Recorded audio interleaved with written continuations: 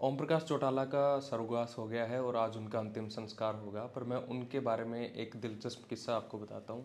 और दिलचस्प किस्सा के साथ साथ मैं आपको दो तीन उनकी खूबियाँ और उनके जो शौक़ थे उनके बारे में बताता हूँ।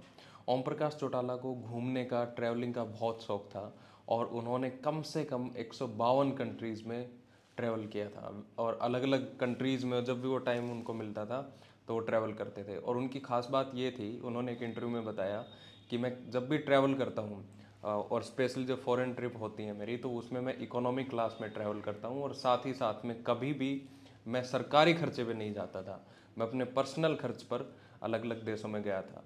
और वो कहते हैं कि मैं 152 कंट्री तो चला गया था, पर अगर मेरे को ये भर्ती घोटाले में, टीचर भर्ती घोटाले में जेल ना होती तो जो 7-8 कंट्रीज और भी बची थी उनमें भी मैं ट्रैवल कर लेता।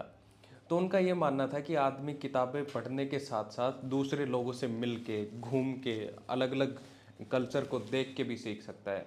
एक किस्सा ये भी है कि एक बार वो किसी को कोई फाइल पे कुछ बता रहे थे, तो उसी वक्त कोई जेंटलमैन थे वहाँ पे, वो उनको राय देने लगे चौटाला साहब को। तो चौटाला साहब ने उनसे पूछा कि आपकी उम्र क्या है, तो उन्होंने कहा कि मेरी उम्र 68 ईयर्स है।